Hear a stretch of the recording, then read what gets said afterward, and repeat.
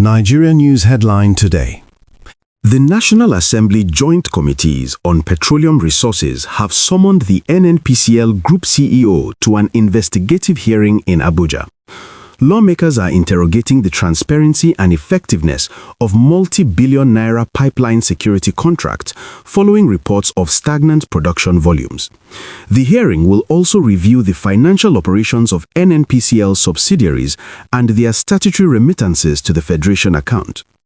A federal high court in Abuja has remanded former Attorney General of the Federation, Abubakar Malami, his wife and son in Kuje and Suleja prisons. The Economic Financial Crimes Commission, EFCC, arraigned them on charges bordering on money laundering and the alleged diversion of 9 billion naira. The court has scheduled the next hearing for early March after dismissing initial bail applications.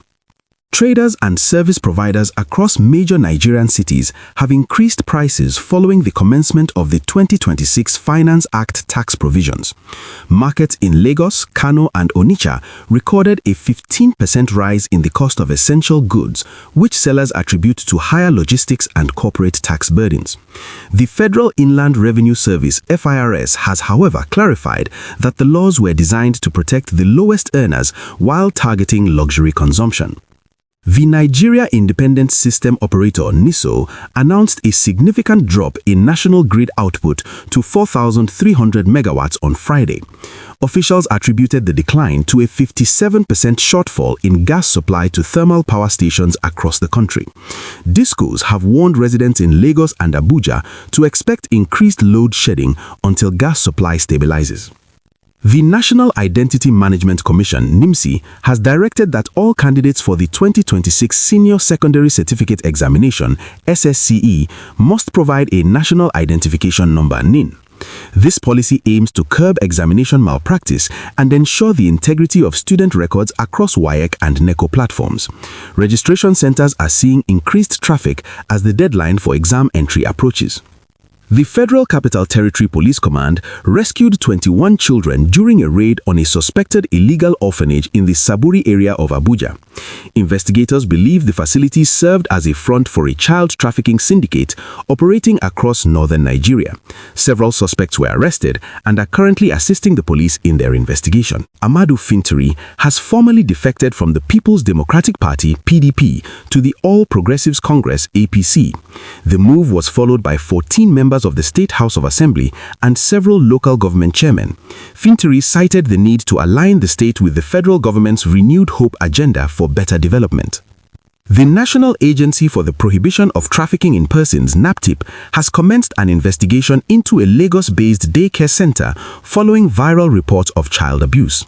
The probe was triggered after a survivor shared a distressing account of negligence and physical harm on social media. The agency has vowed to prosecute any staff found complicit in the maltreatment of minors. Governor Muhammadu Inuwa Yahya has alerted the public after security forces intercepted 48 children being trafficked out of Gombe State. The victims, mostly under the age of 12, were reportedly being transported to southern Nigeria for forced labor. The state government has announced plans to establish a specialized task force to monitor transit routes and protect vulnerable minors. The Dangote Petroleum Refinery has announced plans to supply 65 million liters of petrol daily to the Nigerian domestic market starting in March. The refinery also intends to export an additional 20 million liters to neighboring West African countries to boost regional energy security. This move is expected to end the recurring fuel scarcity and reduce the pressure on Nigeria's foreign exchange reserves.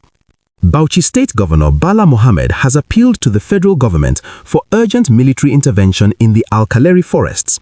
He reported that bandits are currently taking over ungoverned spaces and using them as bases to launch attacks on Gombe and Plateau states. The governor lamented that local security forces are overwhelmed and require air support to dislodge the criminals. The newly appointed Super Eagles head coach Chelle has submitted a list of 19 demands to the Nigeria Football Federation (NFF), including a $130,000 monthly salary.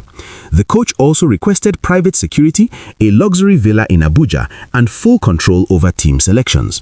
The NFF is currently reviewing the demands, which have sparked a debate over the financial sustainability of foreign coaching contracts. Nigeria Independent System Operator NISO has issued a security advisory asking churches and mosques to temporarily suspend late-night services and vigils following a spike in kidnappings and soft target attacks by bandits in rural and suburban areas.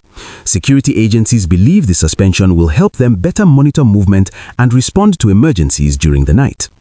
Leaders of the African Democratic Congress (ADC) and the New Nigerian People's Party (NNPP) have jointly condemned the newly signed Electoral Act 2026. The opposition groups claim the law contains booby traps designed to undermine the transparency of the Bimodal Voter Accreditation System (BVAS) in the upcoming 2027 cycle. They have vowed to challenge specific clauses in court, asserting that the act favors the ruling party. Survivors and security witnesses have reported a massive coordinated attack on the Yelwata community by over 200 armed bandits on Thursday night. The invaders reportedly bypassed local checkpoints to launch a 3-hour assault that left several residents dead and properties razed. Security forces have been deployed to the area to restore order and track the movement of the insurgents towards the border.